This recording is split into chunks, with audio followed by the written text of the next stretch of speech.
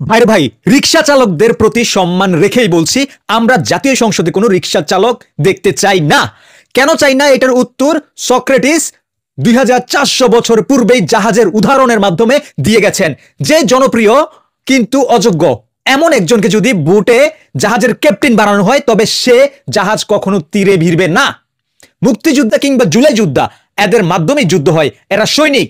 Einstein কিন্তু যুদ্ধ করতে পারবে না, তার ওই সাহস নেই। কিন্তু এক আইনস্টাইন পৃথিবীকে 100 বছর এগিয়ে দিতে পারবে।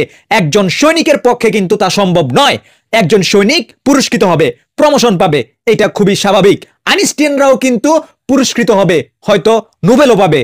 হ্যাঁ, এটাও কিন্তু স্বাভাবিক, এমনটাই হওয়ার কথা, এমনটাই হয়। হ্যাঁ, এরকমটাই হওয়ার সম্ভাবনা। কিন্তু পুরস্কার যদি হয় আইনস্টাইনকে সেনাপতি বানাও আর সৈনিককে বিজ্ঞানী বানাও, তাহলে জাতির ভবিষ্যৎ খুবই ভয়াবহ হবে। আর শিক্ষিত সচেতন সমাজ যদি একে আবার যুক্তিতর্ক দিয়ে প্রতিষ্ঠিত করতে চায়, তাহলে বুঝতে হবে আমাদের চিন্তা ভাবনা 2400 বছর বা তার চেয়েও বেশি পিছিয়ে। মুদির মতন নেতা বা মুদির মতো একজন ব্যক্তি, মুদির মতো একজন চাওয়ালা মাঝে মধ্যে প্রধানমন্ত্রী হয়ে যেতে পারে, তবে সেটা বিক্ষিপ্ত উদাহরণ মাত্র। এটা কোনো যুক্তি হইতেই পারে না। সাঁতার না জানা কাউকে তার দেশপ্রেমের জন্য অলিম্পিকে সাঁতার কাটতে নামিয়ে দিবেন, এটা কেমন কথা? আপনাদের মতামত কি? কাইন্ডলি একটু কমেন্ট করে জানাবেন। ধন্যবাদ সবাইকে, আর ভিডিওটা শেয়ার করে দিবেন। ধন্যবাদ।